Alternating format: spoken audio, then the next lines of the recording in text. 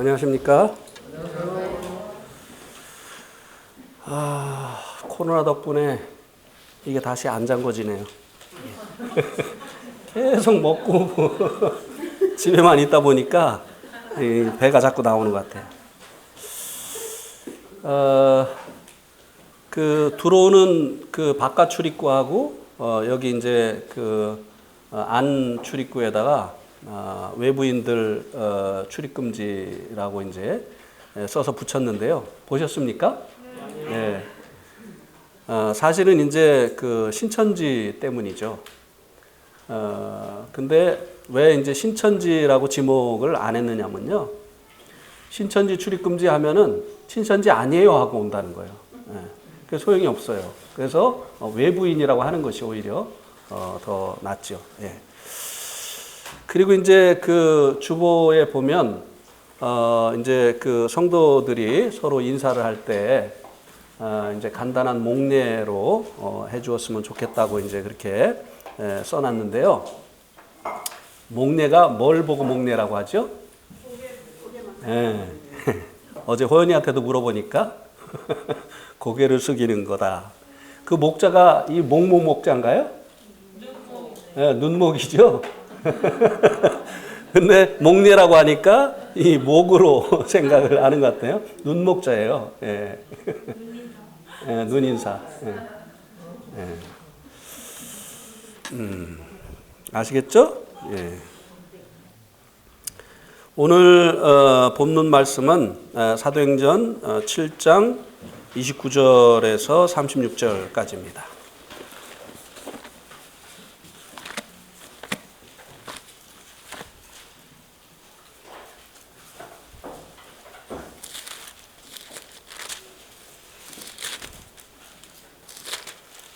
사도행전 7장 29절에서 36절까지요.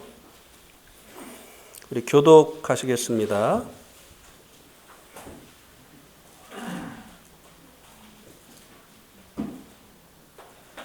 죄송합니다. 26절이라고 했죠, 제가. 29절. 네, 29절부터. 네. 제가 한 절 읽고 여러분들이 한 절 읽어주시고 교독하시겠습니다. 모세가 이 말 때문에 도주하여 미디안 땅에서 나그네 되어 거기서 아들 둘을 낳으니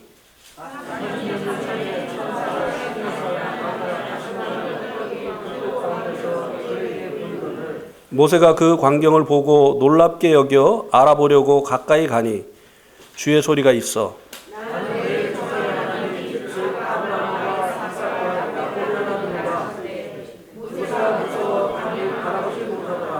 주께서 이르시되 내 발에 신을 벗으라 내가 서 있는 곳은 거룩한 땅이니라.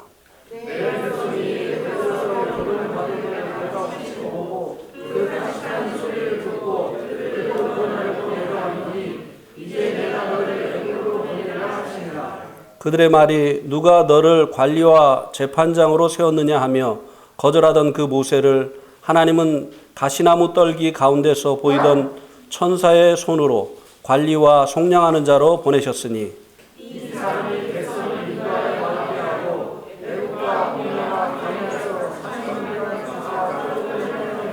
네.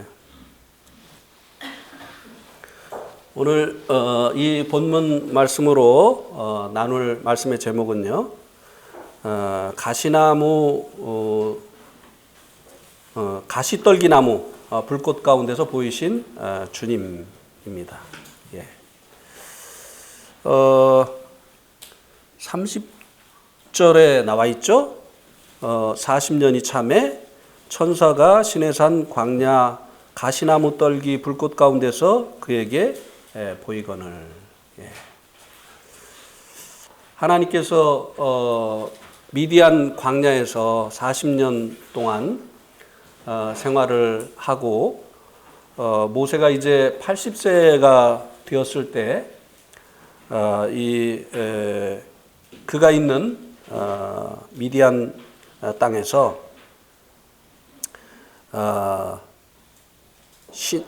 시내산 광야에서 가시나무 떨기 불꽃 가운데서 모세를 만나 주신 것을 볼 수 있게 됩니다.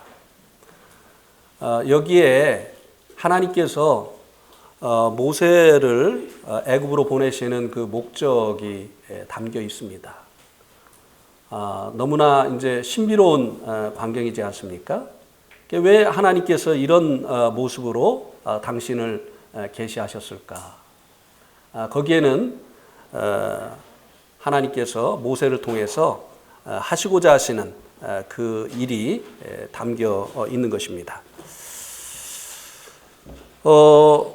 이제 29절에 보면요. 모세가 미디안으로 도피를 했는데요. 그 도피한 이유가 무엇인가에 대해서 말씀을 해주고 있습니다. 두 가지가 나타나 있죠. 첫 번째는 모세가 이 말 때문에 도주하여 라고 이제 돼 있고, 죄송합니다.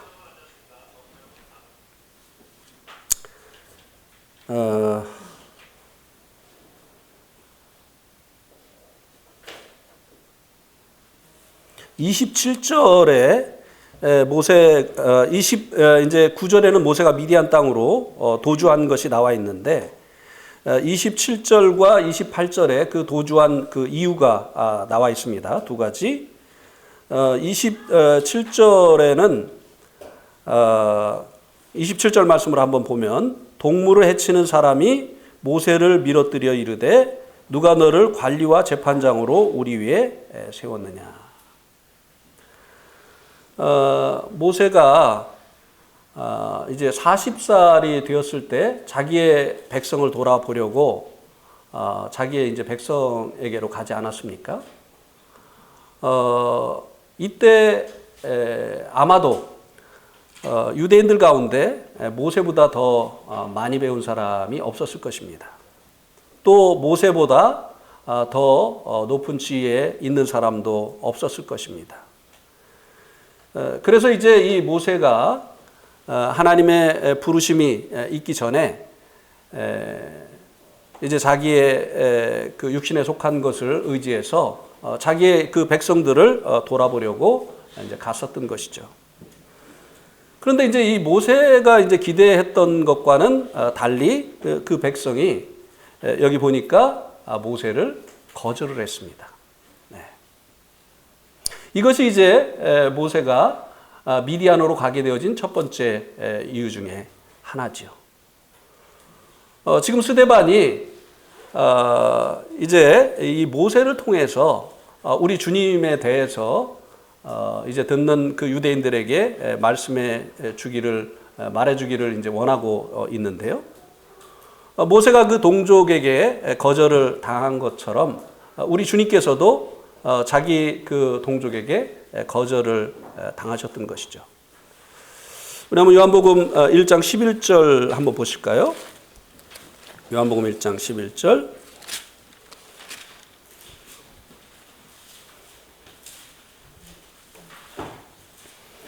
요한복음 1장 11절. 자기 땅에 오매 자기 백성이 영접하지 아니하였으나. 예수님도 하늘의 영광을 포기하시고 이제 하나님께서 약속하신 대로 이제 자기 땅에 오셨습니다. 그런데 여기 이 말씀에 보니까 그 백성이 영접지 아니했다고 말씀해주고 있죠. 거절을 당하셨던 거예요. 모세가 이제 자기 민족을 돌아보기 위해서 애굽의 그 모든 영광을 이제 포기했던 거 아닙니까? 그리고 이제 그 고난받는 자기의 그 백성들과 함께하기를 원했는데 상상도 못했겠죠. 너무너무 좋아하고 반겨주고 이제 환영할 것이라고 생각을 했는데 자기 동족에게 거절을 당했어요. 이것이 그가 그 동족을 떠나서 미디안으로 가게 되어진 첫 번째 이유라고 27절 말씀이 말씀해주고 있습니다. 우리도 때로는 이제 이런 일을 겪기도 하죠. 자기는 나름대로 교회를 위해서 또 누군가를 위해서 최선을 다했는데 오히려 그들에게 이제 거절을 당하는 이런 이제 아픈 경험을 하게 됩니다. 그래서 모세가 이제 그 동족을 떠나서 미디안으로 가게 되어진 것처럼 이런 것이 이제 상처가 되어서 이제 모임을 떠난다든지 그 성도와 이제 교회가, 그러니까 교제가 단절되어지는 여하튼 원인이 되어지기도 하는 것을 볼 수 있게 됩니다. 그러나 참으로 다행한 것은 말이죠. 예수님은 거절을 당하셨지만 그들을 위해서 계속 일하셨다고 하는 것입니다. 만약에 예수님께서도 너희들이 나를 거절해? 그러면 내가 나도 너희들을 거절하겠다. 이렇게 했었더라고 한다면 이제 구원의 길이 이제 없어지는 이런 이제 사태가 일어났겠죠.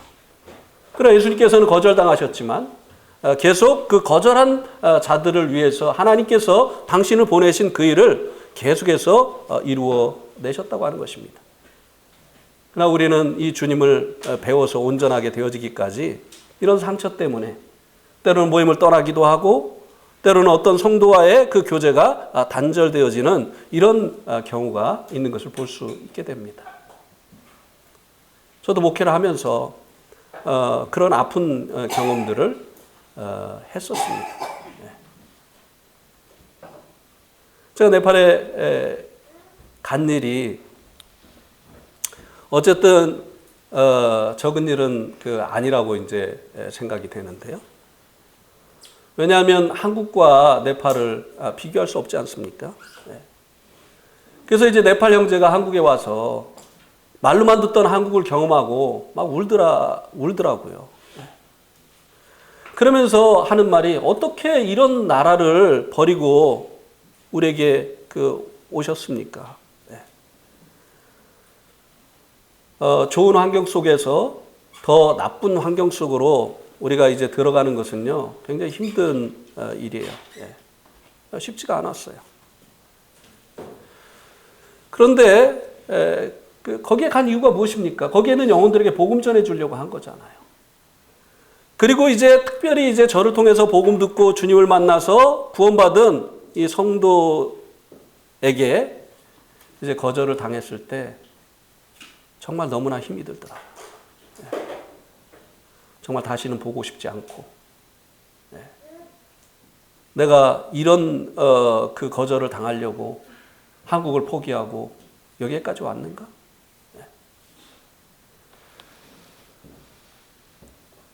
만약에 우리들 가운데 오늘 이 말씀을 들으시면서 나로 인해서 누군가가 상처를 받고 모임을 떠났다든지 아니면 그와의 관계가 지금 어려운 가운데 있다고 한다면 가서 사과하시기 바랍니다.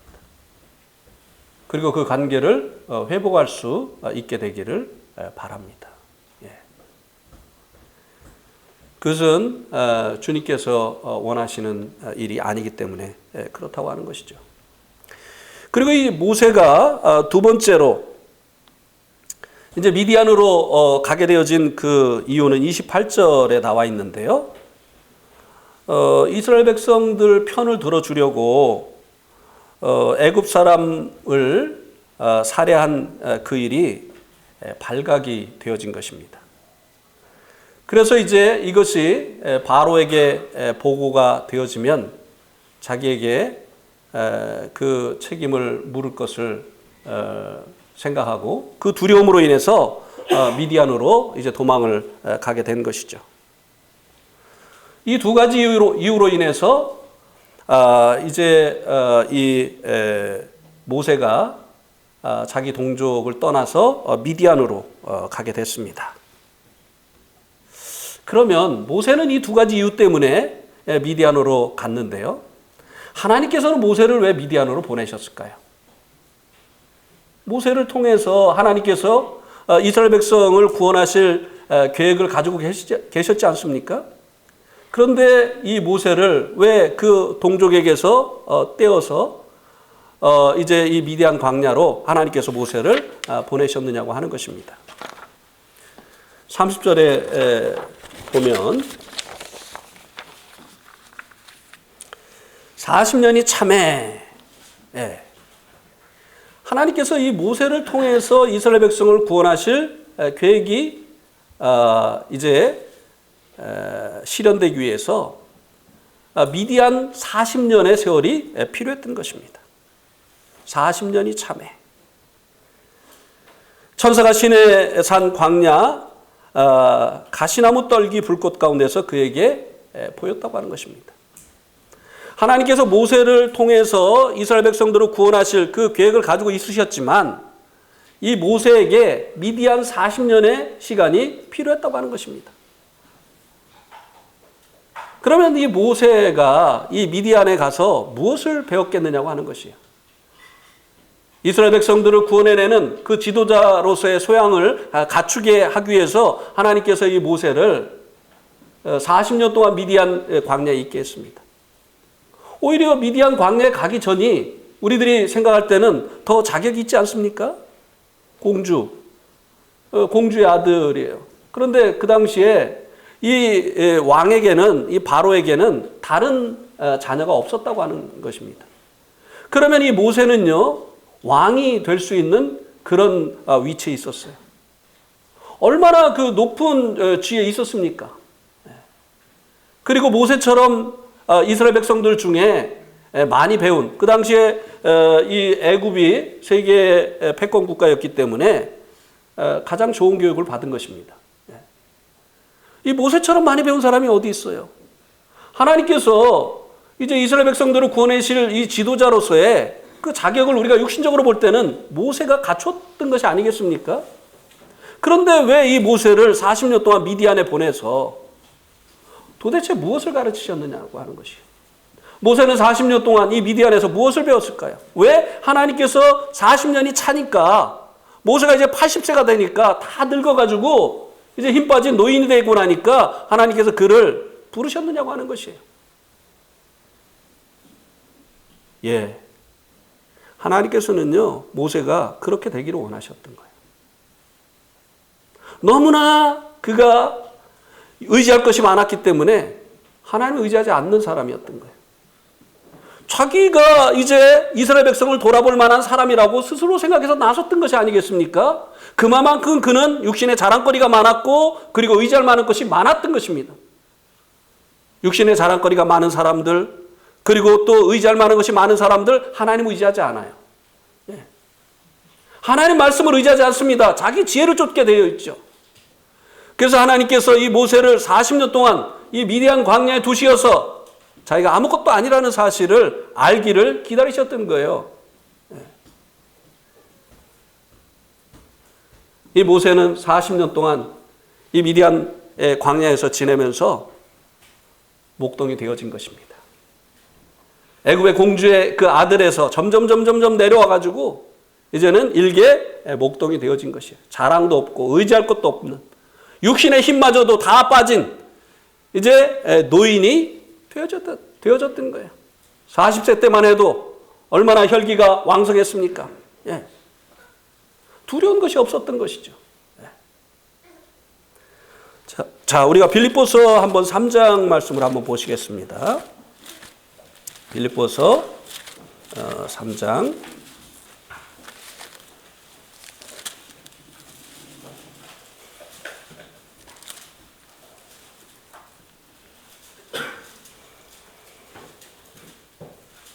3절.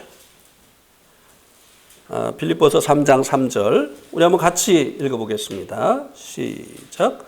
하나님의 성령으로 봉사하며 그리스도 예수로 자랑하고 육체를 신뢰하지 아니하는 우리가 곧 할례파라. 참 하나님의 그 백성이 누구인가를 말씀해 주고 있지만요, 여기 하나님께 쓰임 받기 위해서 필요한 것 세 가지가 무엇인가를 우리들에게 또한 교훈해 주고 있습니다. 하나님의 일꾼이 되어지기 위해서 필요한 것 세 가지. 첫 번째가 뭐라고 말씀해 주고 있습니까? 성령으로 봉사하는 것이죠. 이 사람을 컨트롤할 수 있는 분이 오직 주님만이 되어져야 된다고 하는 것이에요. 하나님 쓰실 수 있는 사람은요, 그 사람을 오직 주님만이 컨트롤할 수 있어야 돼요. 근데 어떤 사람은요, 여전히 부모가 그를 컨트롤하고 있어요. 그래서 하나님의 뜻과 부모의 뜻이 맞지 아니하면 그 사람은 하나님의 뜻에 순종할 수가 없습니다. 예. 성령으로 봉사한다고 하는 의미는 그 사람을 오직 주님이 컨트롤 하실 수 있어야 된다고 하는 것입니다. 어떤 사람은 주님의 뜻을 할지라도 그 주님의 뜻이 아내의 뜻과 안 맞으면 그 주님의 뜻에 순종하지 못하는 이런 사람들이 있습니다. 네. 교회에서 실컷 회의해가지고 결정했는데 집에 갔다 오면 딴소리 하는 사람들. 네. 이런 사람들은 성령으로 봉사할 수가 없어요. 네.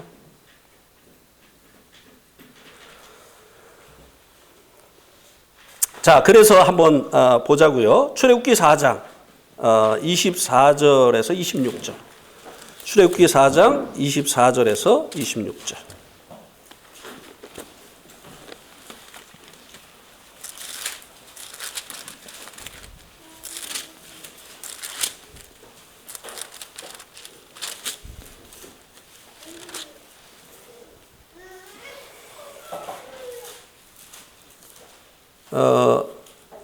잘 아시는 말씀이죠. 모세가 길을 가다가 숙소에 있을 때 여호와께서 그를 만나사 그를 죽이려 하신지라. 시보라가 돌칼을 가져다가 그의 아들의 포피를 베어 그의 발에 갖다 대며 이르되 당신은 참으로 내게 피의 남편이로다 하니 여호와께서 그를 놓아주시니라. 그때 시보라가 피 남편이라 함은 할례 때문이었더라. 자, 이제 모세가 하나님께 부르심 받고 이제 하나님을 경험하고 그리고 이제 이스라엘 백성을 향해서 이제 나아가기 바로 전입니다. 근데 갑자기 하나님께서 이 모세를 여기 보니까 죽이시려고 했어요. 근데 이 모세의 아내 십보라는요, 알아차렸습니다. 하나님이 모세를 왜 죽이시려고 하는지 이 십보라는 얼른 알아차리고 어떤 일을 했습니까? 그 아들 게르솜에 할례를 행했습니다. 예. 왜 하나님께서 이스라엘을 구원해내는 이 막중한 책임을 이제 짊어지고 나아가려고 하는 이 모세를 죽이려고 하셨을까요? 예. 그리고 이 십보라는 왜 이 일의 원인이 아들의 할례 있다고 생각을 하고 얼른 할례를 행하였을까요? 십보라가 이 할례를 행하고 그 모세에게 뭐라고 불평을 했습니까? 당신은 피의 남편이다. 피의 남편이다. 이 말은 무슨 말입니까? 이 모세가 난지 8일 만에 자녀의 그 할례를 행해야 된다는 것을 알고 있었어요. 그런데 누구 때문에 못하고 있었던 것입니까? 십보라 때문에. 이방인인 이 십보라 때문에. 예. 자기 자녀가 고통당하는 거 원치 않았던 것이죠. 예. 이 상태로 모세가 이스라엘 백성들의 지도자의 길을 가면 누구에 의해서 컨트롤을 받게 됩니까? 예. 하나님의 뜻이라 할지라도 아내가 싫어하니까 할례를 안 행했어요. 그러면 이제 그가 지도자로 나서서 하나님의 명령을 받고 나가는데 아내가 잠깐, 그 이렇게 하는 게 더 좋겠는데요? 그 지혜롭지 못한 것 같은데요? 네? 이렇게 하면 모세가 누구에 의해서 컨트롤을 받겠습니까? 십보라. 네. 성령으로 봉사하기 위해서는요, 주님 외에는 그 사람을 컨트롤할 수 없는 존재가 없어야 된다 이 말입니다. 네. 모세에게 마지막으로 해결해야 될 이 문제가 바로 이것이었던 것이에요.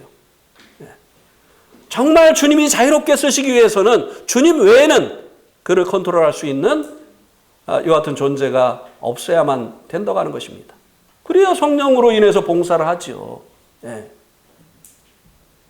그렇습니까? 안 그렇습니까? 예. 이해가 되시죠? 예. 그 다음에 이제 성령으로 봉사하고 빌립보서 3장으로 다시 3장 3절로 보면 그리스도 예수로 자랑하고. 그다음에 세 번째는 뭡니까? 육체를 신뢰하지 아니하는 것. 이거 두 가지가 이제 연결돼 있죠. 예. 그리스도 예수로 자랑한다고 하는 건 뭐야? 그리스도 예수밖에는 자기의 자랑거리가 없는 거예요. 그래야 육체를 신뢰하지 않겠죠. 근데 모세처럼 나처럼 배운 사람이 한번 나와봐. 나처럼 배운 사람이 있으면 한번 나와봐. 나 말고 이스라엘에 지도자가 될 만큼 많이 배운 사람이 있으면 한번 나와보라고 해. 나처럼 세상적으로 지혜 있는 사람 한번 있으면 나와보라고 해. 나 아니야? 나 말고 이스라엘의 지도자 될 만한 사람이 누구야? 이런 육체의 자랑거리가 많으면 무엇을 의지한다고요? 육체를 신뢰하는 거예요. 자기가 배운 거, 자기의 그 지혜, 이런 것들을 의지해서 하려고 하는 것이죠.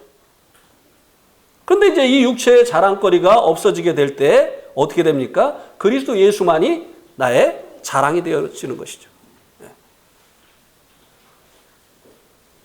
그래서 이 모세가 40년 동안 그런 사람이 되기 위해서 미디안에 있었어야만 됐다고 하는 것입니다. 그는 이제 공주의 아들도 아니에요. 뭐 자랑할 것이 없습니다. 미디안의 양치기를 누가 알아주겠어요. 그래서 이제는 그가 자기를 의지할 것이 없기 때문에, 또 자기를 자랑할 것이 없기 때문에 이제는 하나님을 의지할 수 있는 사람으로 준비가 되어졌던 것이에요. 제가 알고 있는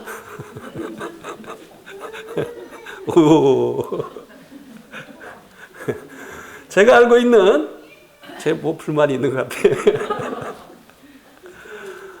제가 알고 있는 한 분이 계신데요. 뭐 이렇게 얘기하면 이제 아시는 분은 아실 거예요. 이분이 주님의 일을 제대로 해보겠다고요. 신학교에 가서 학사를 받고 석사를 받고 박사님이 되셨어요. 예. 간판을 한번 이용해 보겠다는 것이죠. 박사님이 되면 하나님의 일을 더 잘할 수 있다고 생각을 한 거죠. 예. 근데 그분의 교회는요, 40명을 넘질 못해요. 박사님이 하시는데도요, 40명을 안 넘어요. 수요일 날은요, 5명 이상이 모이질 않습니다. 예. 왜 하나님이 이 박사님을 통해서 역사하실 수 없을까요? 박사님이 박사님이기 때문에. 이해가 가십니까? 예? 이해가 가세요? 예.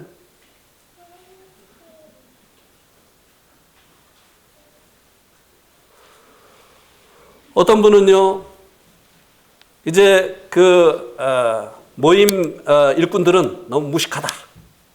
그래서 나는 배워야 되겠다. 그래가지고 이제 잘 이제 배우셔서 그래가지고 이제 시골로 갔어요. 시골도 아니고 중소도시로 갔어요. 가시면서 하신 말씀이 뭐냐면은 여기서 내가 실습하는 거다. 여기서 내가 이제 교회를 세워서 든든한 교회를 세우고 나서 그 다음에 내가 서울로 가서 대형 교회를 세울 것이다.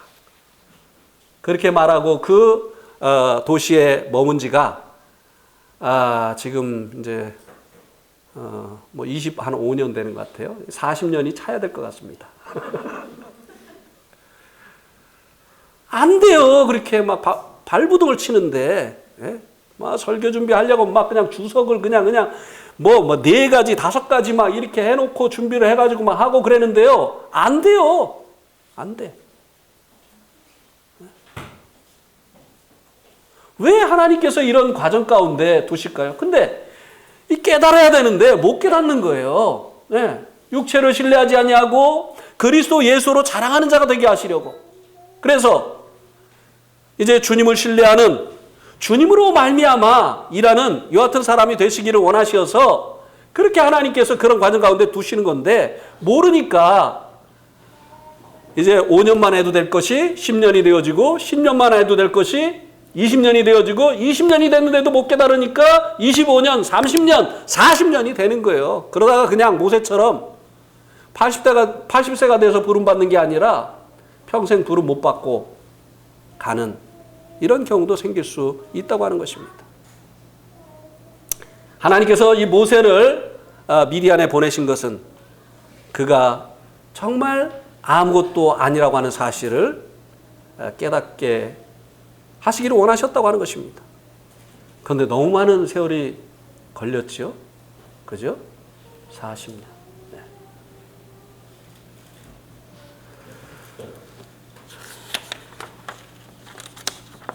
그 다음에 하나님께서요, 모세를 이제 40세가 되어서 이제 만나실 때,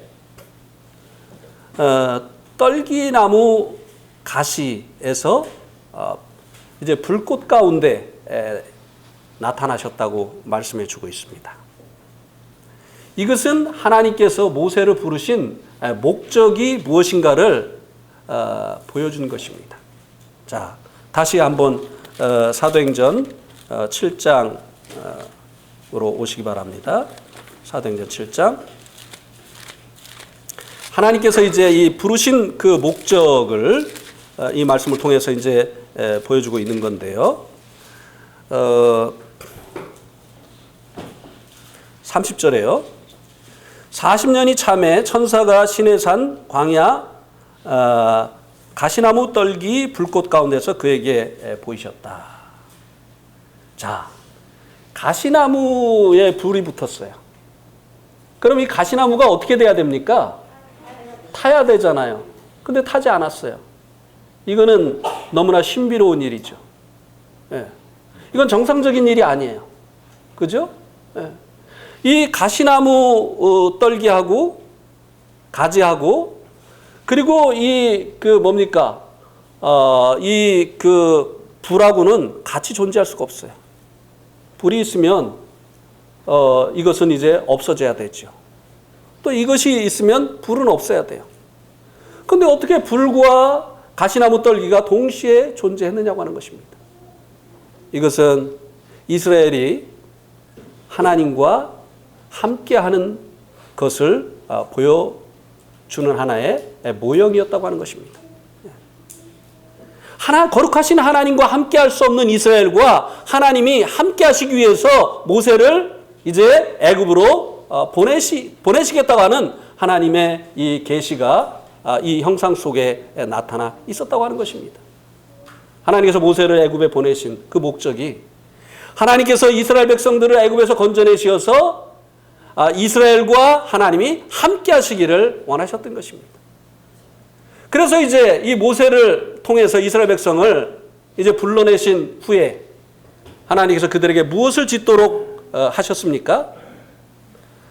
우리 한번 출애굽기 25장 8절을 한번 보시기 바랍니다. 출애굽기 25장 8절.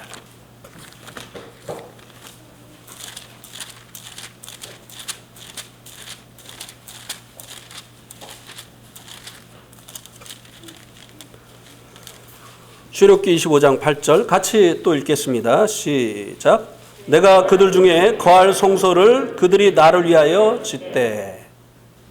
하나님께서 이제 애굽에서 나온 이스라엘에게 이제 성소를 지으라고 했습니다. 그런데 이 성소를 짓는 그 목적이 무엇이라고 말씀해주고 있습니까? 예, 그들 중에 거하기 위해서. 이스라엘은 이제 행위로는 의롭다함을 얻을 수 없는 죄인들입니다. 죄인과 하나님은 함께할 수 있어요, 없어요? 없어요. 떨기나무 가지와 그리고 이 불꽃은 같이 존재할 수가 없어요. 그런데 죄인된 이스라엘과 하나님께서 함께하시기를 원하시어서 하나님이 거하실 성소를 지으라고 말씀을 하셨다고 하는 것입니다. 하나님께서 모세를 보내셔서 이스라엘 백성들을 그 애굽에서 건져내신 그 목적이 바로 이것이었다고 하는 것을 이 형상을 통해서 하나님께서 보여주신 것이라고 하는 것입니다. 이 말씀을 통해서 우리들에게 교훈해 주시는 것이 무엇입니까? 하나님께서 애굽과 같은 세상에서 우리를 건져내신 목적이 무엇인가 하는 것을 보여주는 것입니다. 이스라엘에 하나님께서 함께 하셨던 것처럼 하나님께서 우리와 함께 하시기를 원하시어서 이 애국과 같은 세상에서 우리를 구원해내신 것이에요. 하나님이 우리와 함께 하시는 이것을 우리는 교회라고 합니다. 우리가 구원받은 것은요, 이 교회를 이루기 위해서, 또 이 교회 가운데 하나님이 함께 하시기 위해서 하나님께서 우리를 구원하신 것이라고 하는 것입니다. 구원받은 여러 가지 목적이 있죠. 그 중에 정말 이 귀한 것이 바로 하나님께서 우리를 교회로 부르시기 위해서, 그래서 하나님께서 이 교회 가운데 함께 하시기를 원하시어서 우리를 구원하셨다고 하는 것입니다. 그래서 예수님께서요, 이제 이렇게 말씀을 하셨죠. 마태복음 16장 18절.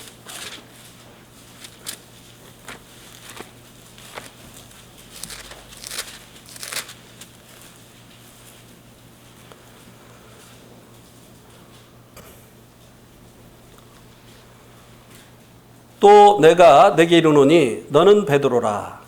내가 이 반석 위에 내 교회를 세우리니 음부의 권세가 이기지 못하리라. 이제 베드로가 신앙 고백을 하고 나니까 주님께서 너는 베드로라, 돌멩이라. 내가 이 반석 위에, 베드로 위에가 아니라 반석, 주님 자신 위에 내 교회를 세우리라. 주님이 이제 영혼들을 구원하신, 베드로를 비롯해서 이 영혼들을 구원하신 그 목적이 무엇인가를 말씀해 주시고 있습니다.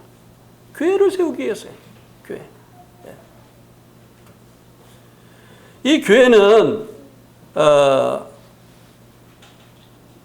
이 교회를 또 세우신 그 목적이 무엇인가를 우리가 잘 알고 있는 마태복음 18장 20절 말씀을 한번 보시겠습니다.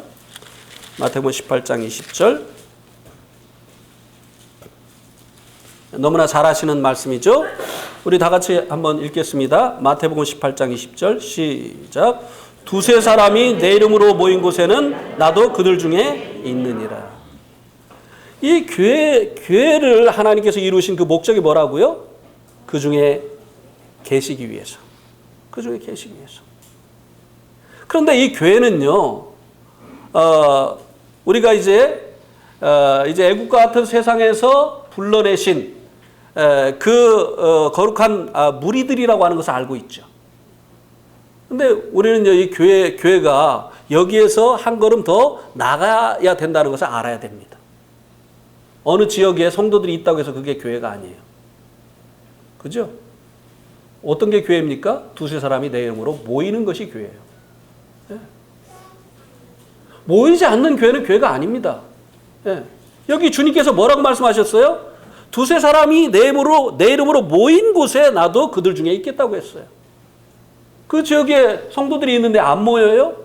그건 교회가 아니에요. 네. 두세 사람이 내 이름으로 모인 그 모임이 교회라는 것이에요. 그래서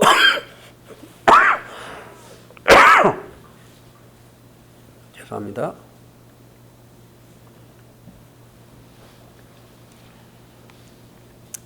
우리 그 교회 간판에다가 크리스찬 어셈블리라고 이제 써놨죠. 네, 영어로 이제 크리스찬 어셈블리라고 써놨는데, 그리스도인들의 뭐냐면은 그게 모임, 어셈블리가 모임입니다. 네. 교회가 어셈블리 안 하면요, 그거는 교회가 아니에요. 네. 교회가 어떻게 없어집니까? 성도들이 안 모이면서 없어지는 거예요. 그렇습니까? 안 그렇습니까? 네. 교회가 어떻게 이루어집니까? 성도들이 모이면서 이루어지는 거예요. 교회가 없어지는 건요, 성도들이 안 모이면서 없어지는 거예요. 네. 주님께서 두세 사람이 내 이름으로 모인 곳에 나도 그들 중에 함께 하겠다고 했어요. 이거 놀라운 것이죠. 네. 이것은 마치 가시떨기 나무 그 가지에 불꽃이 있었던 것처럼 죄인들인 우리들과 주님께서 함께 하신다고 하는 것. 이게 얼마나 놀라운 일인지 몰라. 이건 또 특권이죠. 주님의 영광이 우리와 함께 한다고 하는 것. 이것이 얼마나 놀라운 이 특권이냐고 하는 것이에요.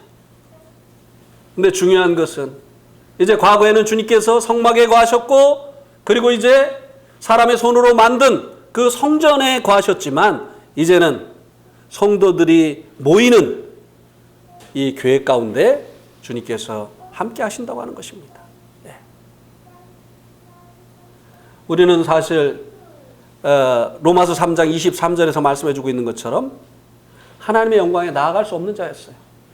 네. 그 나무가 불에 타버리는 것처럼 우리는 하나님의 임재 앞에 서면 죽을 수밖에 없는 그런 존재들이었어요. 네. 로마서 3장 23절에 모든 사람이 죄를 범하였음에 하나님의 영광에 이르지 못하더니, 우리들은 하나님의 그 임재, 하나님의 그 영광 가운데 나아갈 수 없는 그런 존재였습니다. 그런데 이제 로마서 5장 한번 보세요. 로마서 5장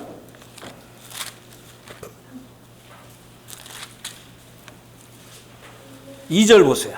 로마서 5장 2절. 하나님의 그 영광 앞에 나아갈 수 없던 우리가 또한 그로 말미암아 우리가 믿음으로 서 있는 이 은혜에 들어감을 얻었으며 하나님의 영광을 바라고 즐거워하느니라. 우리가 이제 이 은혜에 들어감을 얻음으로 인해서 하나님의 영광을 이제는 바라고 즐거워하는 이런 존재가 되어졌다고 하는 것입니다. 하나님께서 우리를 구원하신 로마서 5장 2절. 하나님께서 우리를 구원하신 이 목적 중에 하나가 바로 우리가 교회로 모이는 것이에요. 우리가 교회로 모이게 될 때 하나님께서 이 모임을 당신의 처소로 삼으시고 거기에 영광 가운데 임재하는 것이라고 하는 것입니다. 그래서 우리가 교회로 모일 때요, 하나님 앞에 나온다고 하는 생각을 가지고 나와야 돼요. 교회로 모였을 때 우리가 하나님 앞에 있다고 하는 이런 생각을 가져야 돼요.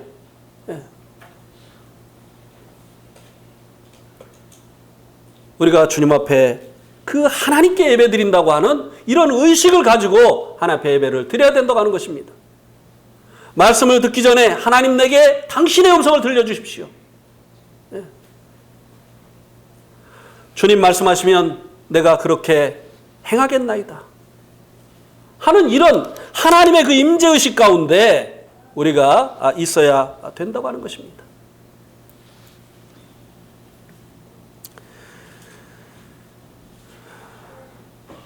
그 다음에 이제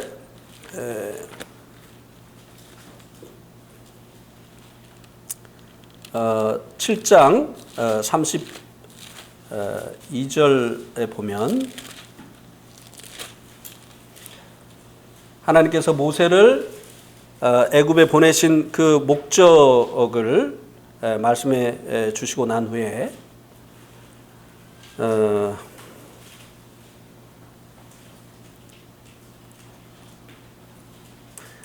하나님 자신을 이제 소개를 해주고 있습니다. 32절에 보니까 나는 내 조상의 하나님,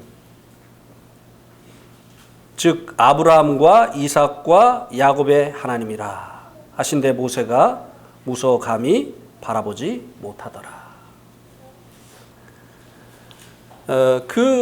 모세에게 하나님께서 아브라함과 그리고 이삭과 야곱의 하나님이라고 당신을 소개해 주신 것을 볼 수가 있습니다.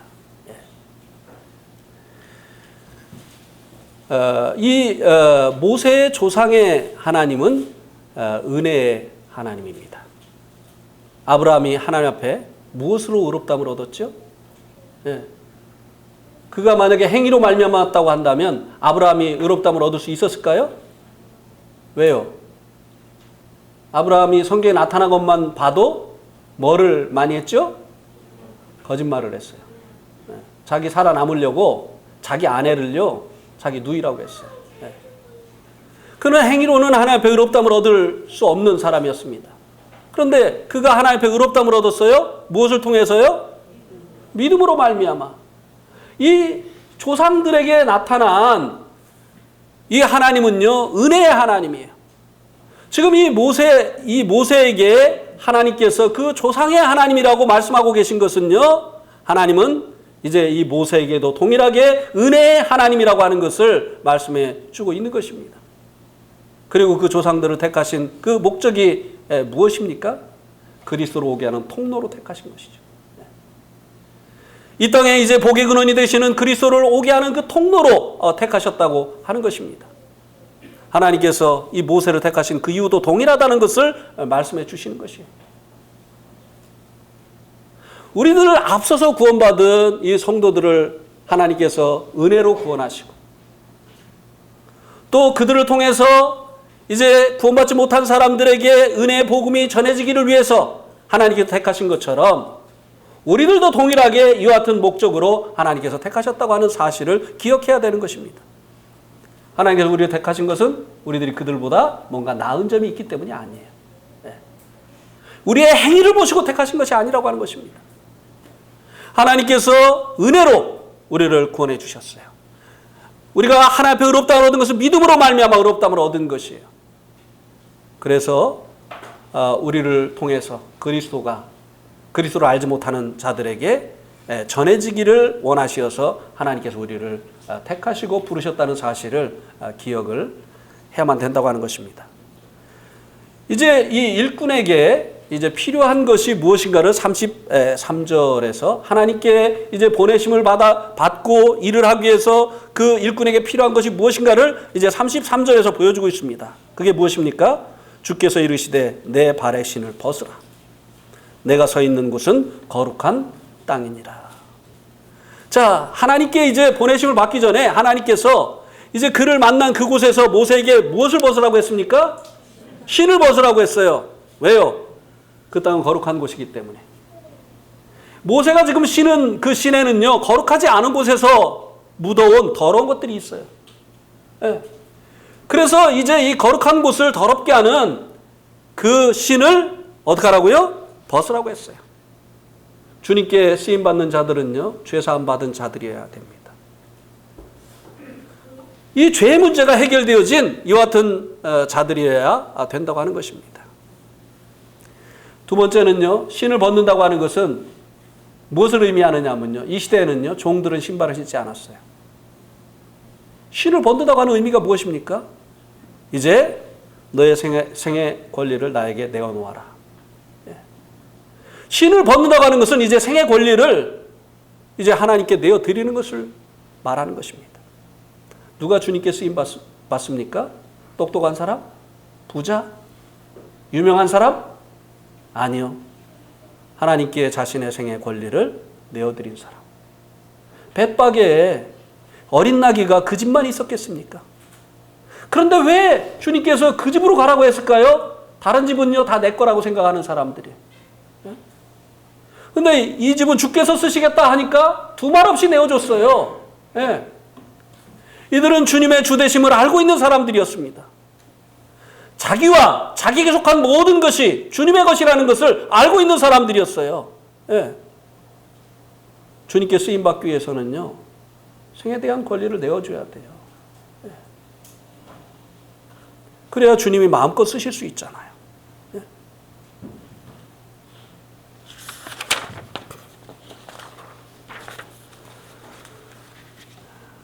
그 다음에 이제 이 모세를 보내시는데요. 모세에게 두 가지의 직분을 주셔서 보내신 것을 우리들이 볼 수 있게 됩니다. 35절에 나타나 있죠. 이스라엘의 그 탄식 소리를 들으시고 하나님께서 이제 애굽에 모세를 보내시는데요. 35절에 보니까 그들의 말이 누가 너를 관리와 재판장으로 세웠느냐 하며 거절하던 그 모세를 하나님은 가시나무 떨기 가운데서 보이던 천사의 손으로 관리와 속량하는 자로서 보내셨으니.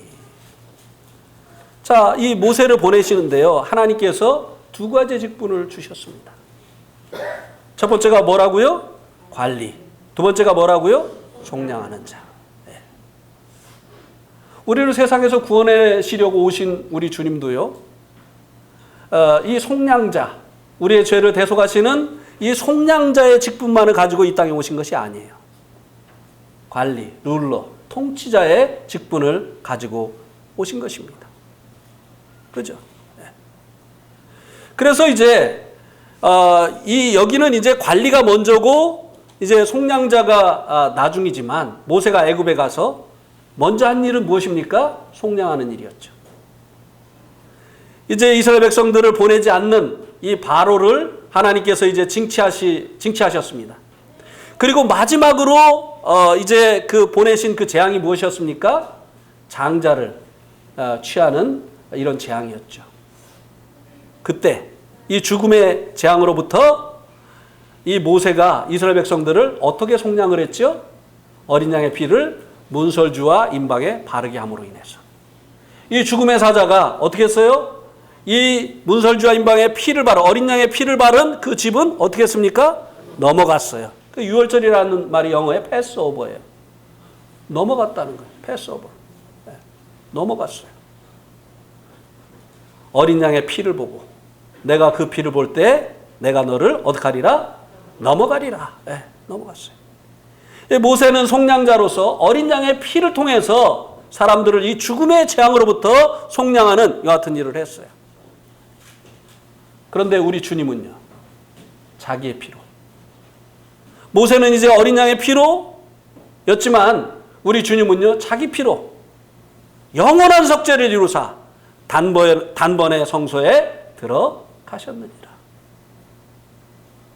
주님은 당신의 피로 우리들의 죄를 영원히 속죄해 주셨습니다. 네. 그리고 이제 유월절 날 이제 고기를 먹으라고 했죠. 그죠? 그 고기를 먹는데 어떻게 먹으라고 했습니까? 쓴나물과 무교병과 함께 어떻게 해요? 허리에 띠를 띠고 또 손에 지팡이를 잡고 어떻게 하라고요? 급히 먹으라고 했어요. 이거는 이스라엘의 평상시에 식사하는 모습이 아닙니다. 이스라엘 사람, 유대인들은 식사할 때 거의 반쯤 누워서 이렇게 이제 편안한 가운데 이제 하죠. 근데 지금은 완전히 그냥 어디 당장 가야 될 사람처럼 이렇게 하고 식사를 하게 했습니다. 왜요? 속량하신 그 목적이 무엇이죠? 이제는 애굽을 떠나게 하기 위해서. 바로를 떠나게 하기 위해서. 이제는 통치자가 바뀌어야 되는 거예요. 이제는 바로가 아니라 누구를 쫓아가야 됩니까? 이들의 통치자가 누가 돼야 됩니까? 모세가 돼야 되는 거예요. 예. 그래서 이 모세를 이제 이 속량자가 되게 하셨을 뿐만 아니라 이 모세를 이제 관리가, 이 통치자가 되게 하셨다고 하는 것입니다. 주님께서 우리를 대속해 주신 그 목적이 무엇입니까? 이제는 우리를 통치하던 이 죄로부터 우리가 벗어나서 이 마귀로부터 벗어나서 이제 우리를 사랑하시어서 우리를 위해서 자신의 그 생명까지 내어주신 주님이 우리를 통치하는, 주님이 우리의 이 왕이 되시는 이 통치자가 되어주시기를 원했다고 하는 것입니다. 예. 그래서 5장 31절 한번 보세요. 사도행전 5장 31절.